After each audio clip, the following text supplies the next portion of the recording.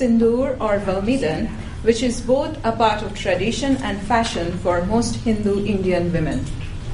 However, if I call it simply a tradition or a fashion, it will be an oversimplification, and therefore, to be more accurate, I will say sindoor is a fetish fashion that teases the gaze, and the practice of wearing it is a tradition that ahistoricizes itself by being timeless, totalizing, and unchanging.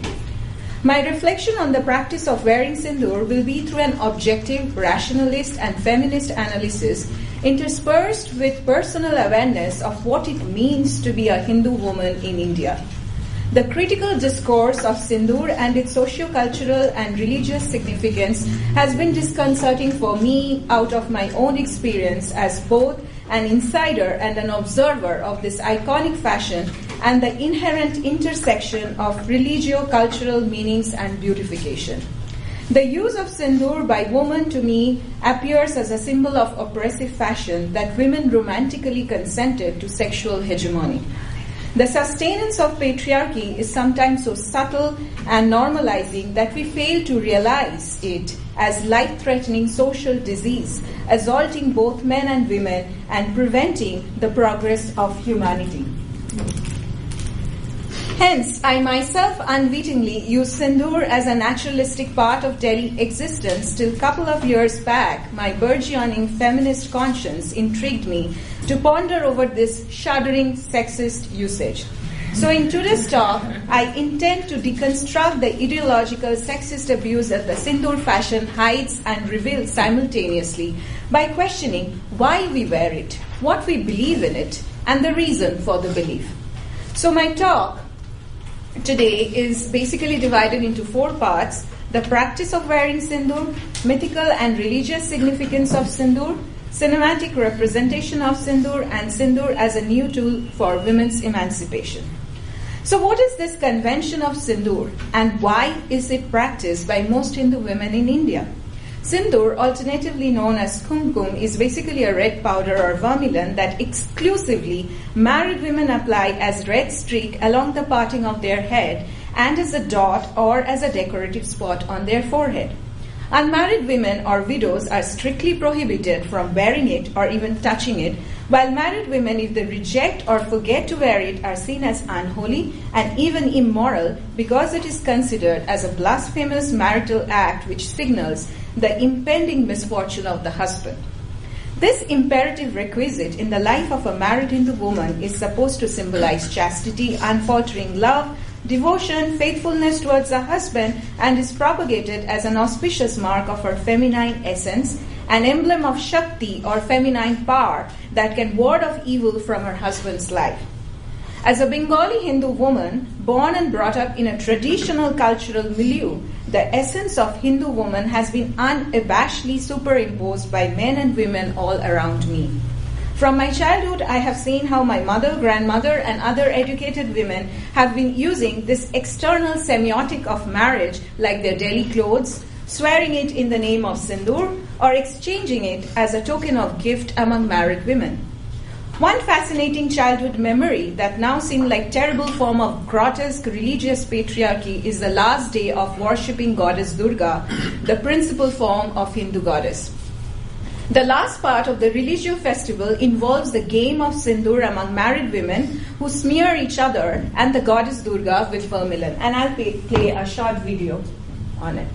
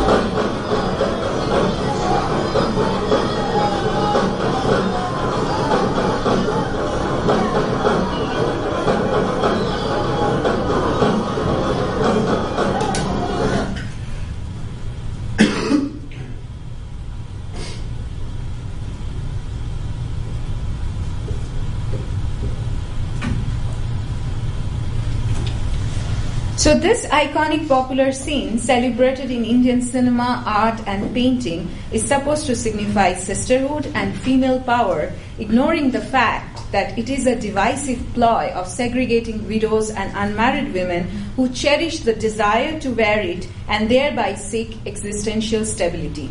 Such aggressive marital exclusivity and braggadocio by claiming intimacy with the departing goddess is fearfully hierarchical, reflective of a sense of insecurity and propagandist exhibitionism of heterosexual institution of marriage identified by the prominent Sindoor mark.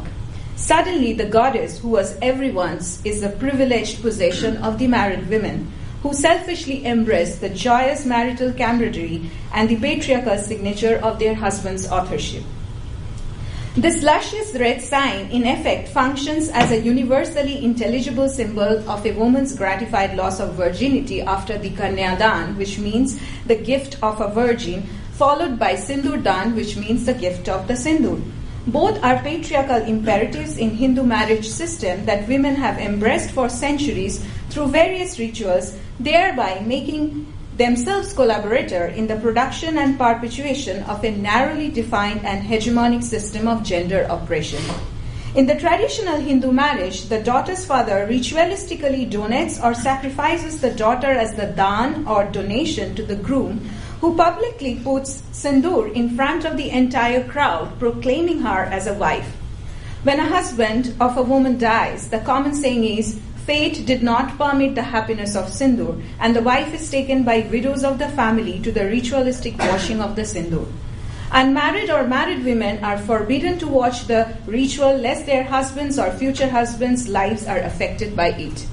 The newly widow from then onward is supposed to avoid the color red that stands for warmth, sexuality, fertility, and is encouraged to wear white that stands for asexuality, widowhood, old age, and death.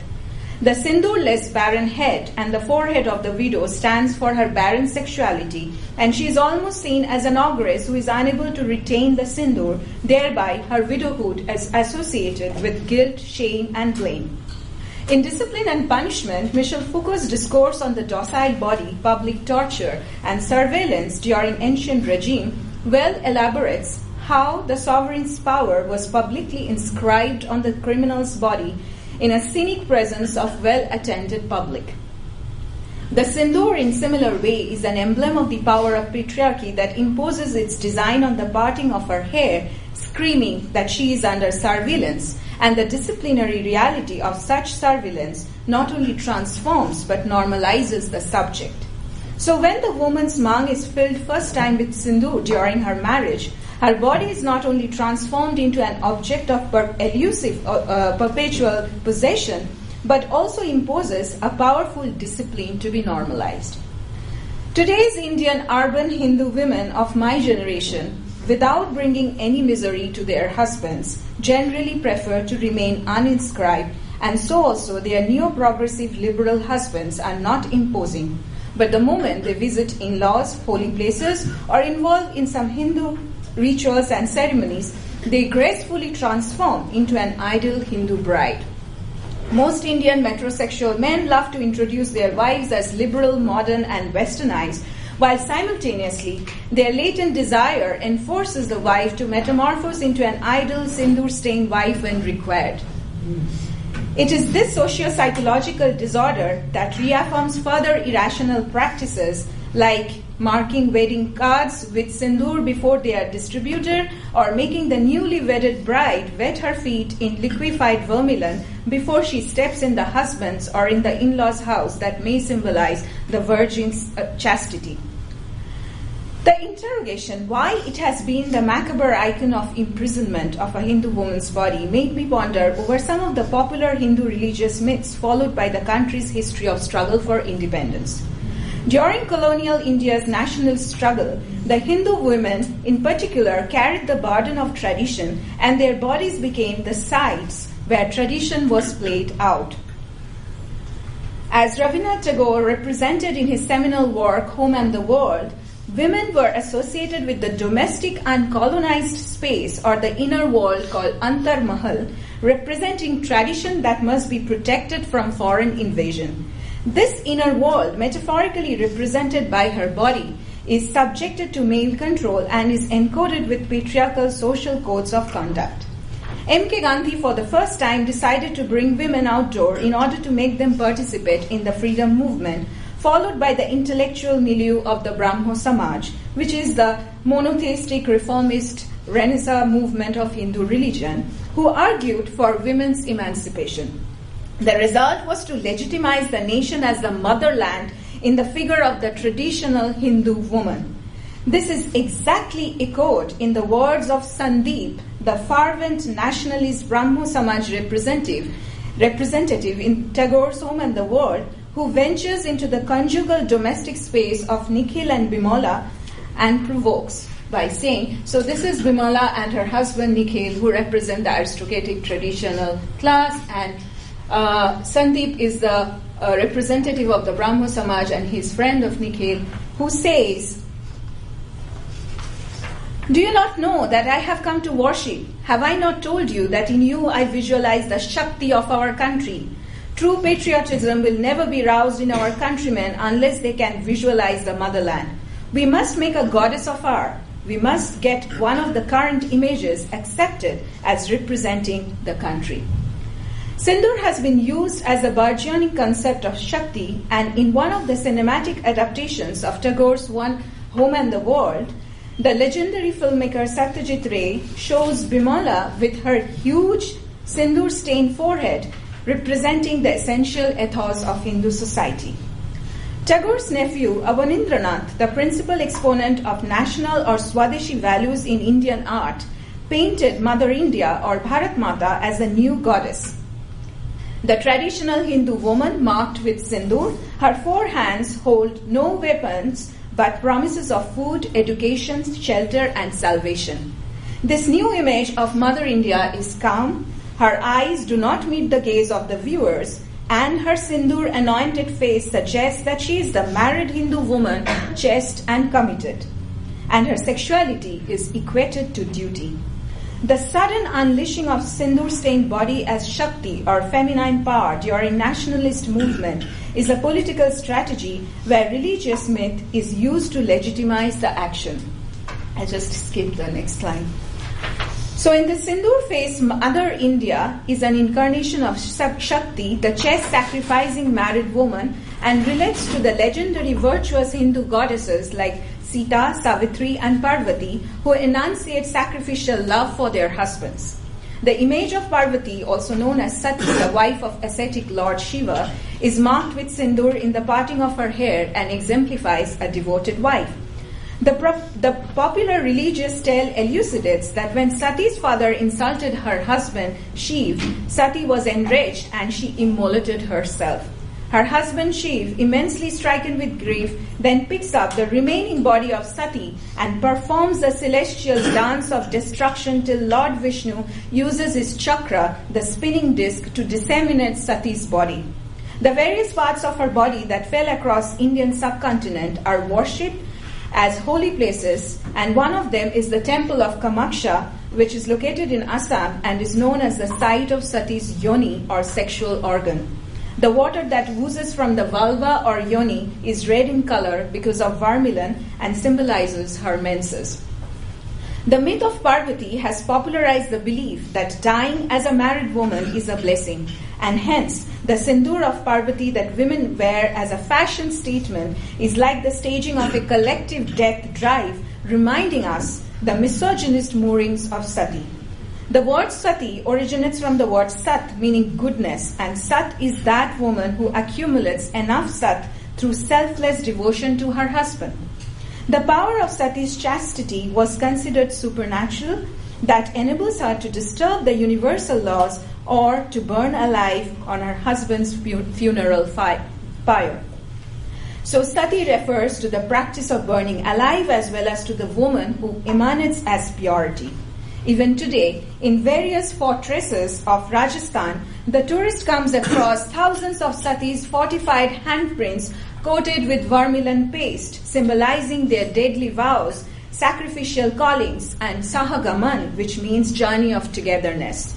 In 1892, the practice of sati was prohibited with the intervention of Rammohn Roy, Dwarkanath Tagore, and Lord Bentix, but sati remained an iconic implicit superiority of women as found in the symbolic use of sindoor. The mid-15th century poet and saint of Bhakti movement, Kabir, has glorified the act of sati as the supreme form of human love, a divine union between husband and wife, and I quote, "Now the time has come when she has obtained her heart's desire. How could the sati fear dead when she has taken the sindoor box in her hand?" The honor of sindoor-stained body of a sati lies in her violent display of self-immolation, and so sindoor as a symbolic representation of sati needs public recognition. Feminists who have condemned sati as an act of murder rejected the distinction between voluntary immolation and forcible physical act because the woman is emotionally pushed to the act by incessant glorification of such violence. So when sindoor is interpreted as a free romantic choice of a wife to express her conjugal love and femininity, one should not forget that it is the result of prolonged ritualized normalization and internalization of a patriarchal belief system. The sindoor sensationalism is further endorsed by Indian cinema, and Bollywood has fashioned the cultural meanings of sindoor for an imagined community exceeding over 1 billion. The hyperbolic endorsement of an ideal sindoor beauty and its sexist stereotype is an essential psychological imperative to deploy the images of seductive destroyers, compliant wives, and indulgent mothers. In her essay, Double Standard of Aging, Susan Sontag points out that a woman's face is potentially separate from her body.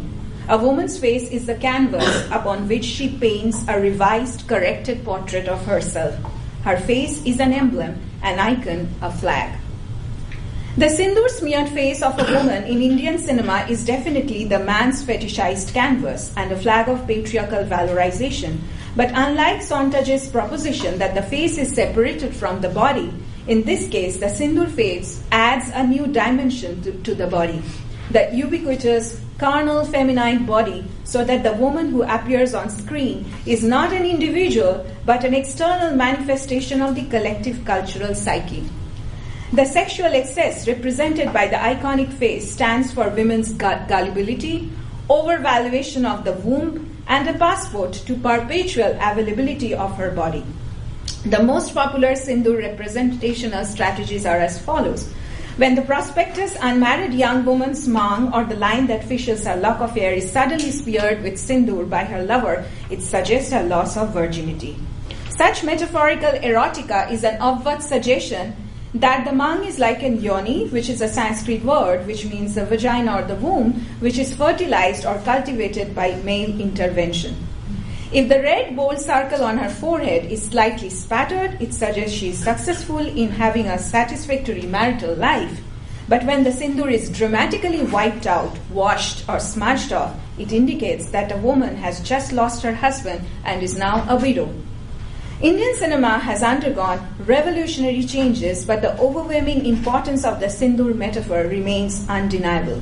As early as 1957, when the quintessential Indian film called Mother India celebrated the concept of nationhood in the figure of the chaste peasant woman Radha, the sindoor on Radha's forehead stands for fecundity, not only because she is blessed with 4 children, but she has the extraordinary power to transform the intractable soil to a fertile land.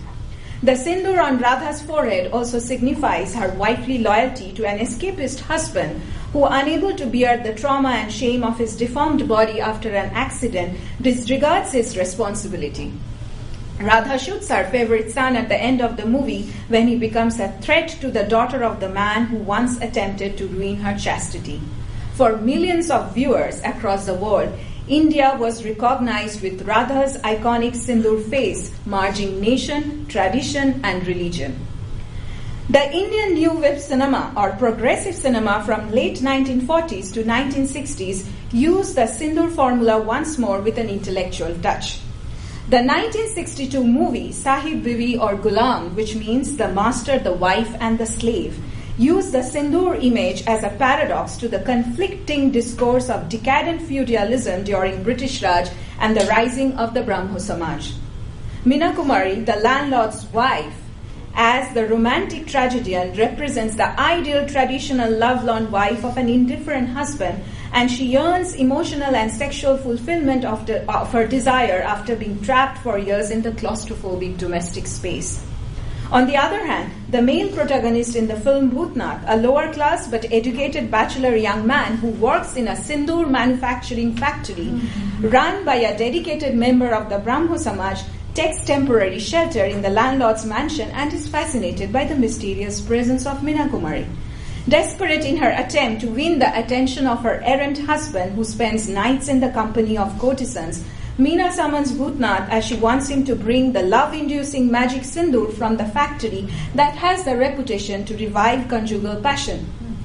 The erotically anxious moment of interaction is heightened when the voyeuristic gaze of intruding Bhutnath ogles at Meena Kumari's physiognomy. The sindoor, ironically, becomes the first medium of transgression and purposely blurs the line between duty and desire. Interestingly, Bhutnath's name stands for Lord Shiva, husband of the devoted goddess Parvati, and the sublimated eroticism in the sensational intimacy interrogates the visual trick of sindoor. Soon, the movie depicts Meena Kumari in her Sola Singar, which means the 16 adornments of Hindu bride, much like Alexander Pope's Belinda with her toiletries from the Rape of the Lock. The camera focuses how she anoints her forehead with magic sindoor with a mirror in her head, like a classical seductress ready to serve her master. When her husband enters the room, he teases her failed attempt and brushes her aside, smudging the sindoor as a stain of its ineffectiveness. In an alcoholic mood, when she recklessly drinks and tries to entertain her husband, she sings a song that blends desire as devotion and duty. At the end of the movie, when her husband is bedridden, the wife transgresses to the outer world with the help of Bhutnath to seek spiritual blessing for the husband. But such transgression ends in nemesis. She anticipates her death and confides to Bhutnath that her dead body should be adorned with sindoor like a bride. Another movie, Charulata, or The Lonely Wife, by Satyajit Ray, based on Tagore's autobiographical tragic romance, The Broken Nest, interrogates the sindoor on the forehead of Charulata, a neglected lonely wife of a fervent nationalist. Charu is an intelligent woman of literary talent whose devotion to her indifferent husband is represented in the Penelopean image of her embroidering handkerchief on a lonely bed. When Charu secretly started desiring her carefree brother-in-law, whose sudden tempestuous arrival appears like a liberator who encourages her literary talent, the sindoor on Charu's forehead becomes a diacritical mockery of transgression, unconsummated love, and illegitimate desire. Ray's another movie called Devi portrays how the sindoor on the forehead of a newly married teenager bride traps her body by investing illusionary divine power in the woman. The big red mysterious sindoor on her forehead enables miraculously her father-in-law to recognize her as a goddess or Devi, and thus the young reluctant bride is transformed into a living incarnation of Shakti till the complete elision between her identity and image drives her insane. The last cinematic image of the movie is how Devi, with her smudged sindoor, is running through the fields, thus running away from assigned roles. Based on these movies, Indian new cinema saw a panorama of revolutionary movies like Poroma, which is a movie about love outside marriage, Fire, which is about lesbian love against heterosexual sterility, Namesake, which is the diasporic movie of cultural displacement, One Day of Paromita, and Dahon, which is about marital rape, and many more movies where sindoor as social ethos reflect the hypocrisy of the Hindu codes of conjugality, which is dharma, praja, and rati, meaning duty, progeny, and pleasure. Bollywood masala movies, or the popular movies, use sindoor as an essential sexist visceral signature, which I call sindoor erotica, to prioritize heterosexual marriage, fecundity, and wifehood. In a movie like Anubhav, Where marital life is dull and monotonous, the director uses a flashback sequence showing the couple in happier days joking around playfully while the wife's sindoor is smudged across her forehead. The same visceral shorthand is used in the movie Abhiman to narrate that the smudged sindoor is the sign of woman's potency. A movie like Hum Dil De Chuke Sanam, which literally means, darling, I have given my heart to you, depicts Aishwarya Rai, who is being forcibly married to another man and still pines for her ex-lover, sitting on a hospital bed trying unsuccessfully to apply sindoor with her injured hand. When her love-lorn husband enters, he puts sindoor on her head while wedding chants play in the background, indicating she will not be unfaithful anymore. I'll show you the video quickly.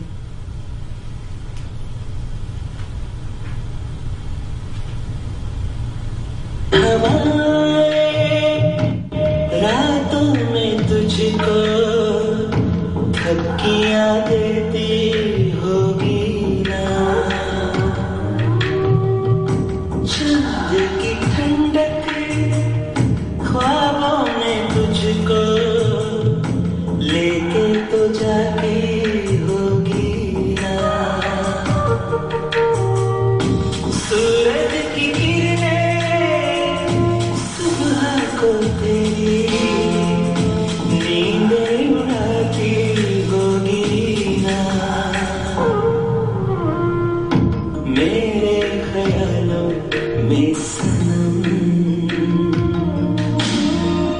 खुद से ही बातें करती होगी ना,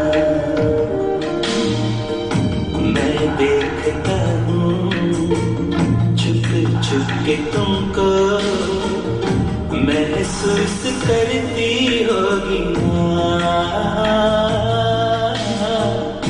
झोंका हवा का आज भी जुल्फें उड़ाता होगा ना।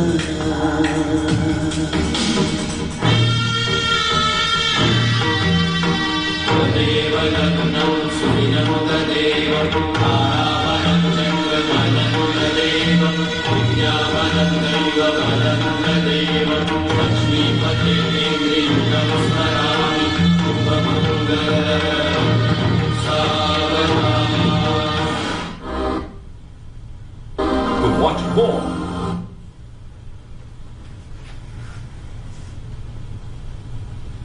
I think I have 5 more minutes. Yeah, go for it. So apart from being a Bollywood sentimental profiteering symbol, sindoor is also an essential political ploy for the brigade of Indian women politicians. As Jean Baudelaire has said, we live in a world where there is more and more information and less meaning, it seems. The politics of sindoor symbolism has serious currency in Indian politics. The phenomenal rise of Smriti Irani, a TV actress turned current Indian education minister, owes much to the iconic image of an ideal Hindu wife and universal daughter-in-law. Irani's public image is greatly substantiated by theatrical sindoor mark, which she strategically chose after her successful performance as an ideal wife in Indian television. Even the highbrow feminist symbolized by Marxist chick Brinda Karat includes sindoor as power, in contrast to the handloom sophistry of the Italian Indian Congress President Sonia Gandhi. So I come to the last part of my lecture, which is Sindoor Feminism. So it is necessary to move beyond the valorization of sindoor and its ritualistic sexist categorization of women. But how? To combat sindoor sexism, the upper class elite women have resisted using it, but such resistance only serves to accentuate and sensationalize the very cultural practice it seeks to challenge. Amrita Shergill, the eminent Indian painter, also known as India's Frida Kahlo, presents these class-conscious sindoor attitudes in her painting. Known as the most expensive woman painter of India, Amrita was born in an elite family. The rural Indian women she paints, like the village girl, the bride, and this is one of her painting called Women Resting on a Charpoy, which means a bed of 4 legs, show her fascination to identify them with vermilion red. These rustic women are passively eroticized and are marked by burning red vermilion on their forehead. In contrast, Her self-portraits depict that dark lipstick has substituted the faded sindoor that has ended into a tiny dot. Her flaunting sexuality and flamboyant gesture are boldly suggested by the empty mum. I think the truly resistant female body is not the body that simply protests, but the body that challenges and deconstructs the edifice of erotic power politics by refashioning the body into flux of identities that are fluid, elusive, and plural, a subjectivity beyond gender, race, class, sex, and history. Therefore, I think the use of sindoor should be transgressive, transforming it from a signifier of cultural ideals to fragmentation of rigid sexist demarcation and confusion of boundaries. This alternative form of using sindoor I call Sindoor Feminism, where sindoor becomes the new tool of sexual freedom.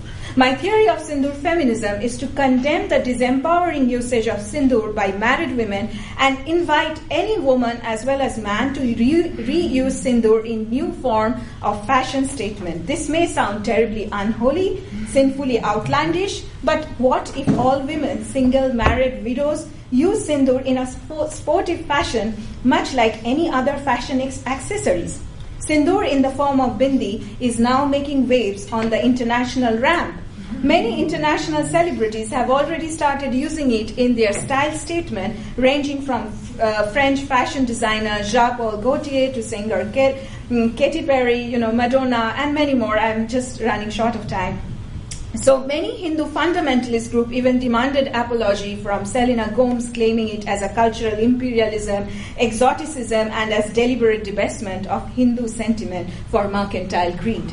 Recently, a philanthropic advertising and marketing agency called Grey Group came up with a project called Life-Saving Jivan Bindi, where they designed the bindi as an iodine patch to help 100,000 tribal women suffering from iodine deficiency. It's just 1 minute video and I'll show you that.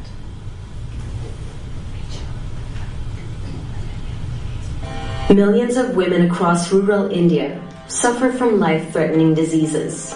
Most of these cases are linked to an iodine deficiency. Supplements exist, but women couldn't afford any. So how do you help them? Almost every Indian woman wears a bindi.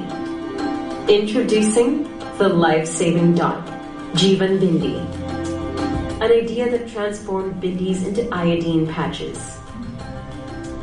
Women require a daily dosage of iodine. During the day, these bindis dispense that amount to the wearer. These life-saving dots were distributed through medical camps across rural India. In a nation of 500 million women, bindis were no longer just a symbol of beauty. They now spelled the difference between life and death.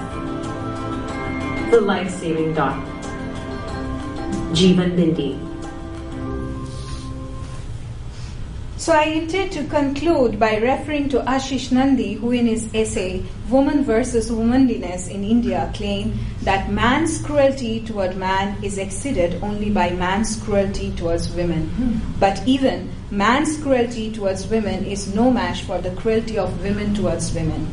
We Indian feminists have traveled a long road of vigorous struggle for freedom, democracy, and progress of the country, and despite this long-standing endeavor, patriarchy is still deeply entrenched. To think for the greater mass, solidarity is necessary in the women's movement by discarding the politics of hierarchy in feminism and focusing at those subtle, unnoticed oppressions that are regularized. There is no human culture where humans do not paint, pierce, decorate, tattoo, and adorn their bodies, and therefore denying sindoor as decorating medium is a cultural cruelty. But a pinch of sindoor can be an instrument of revolution.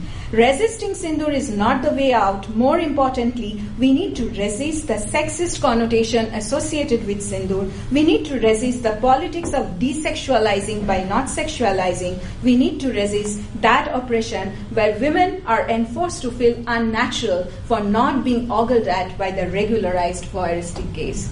Thank you.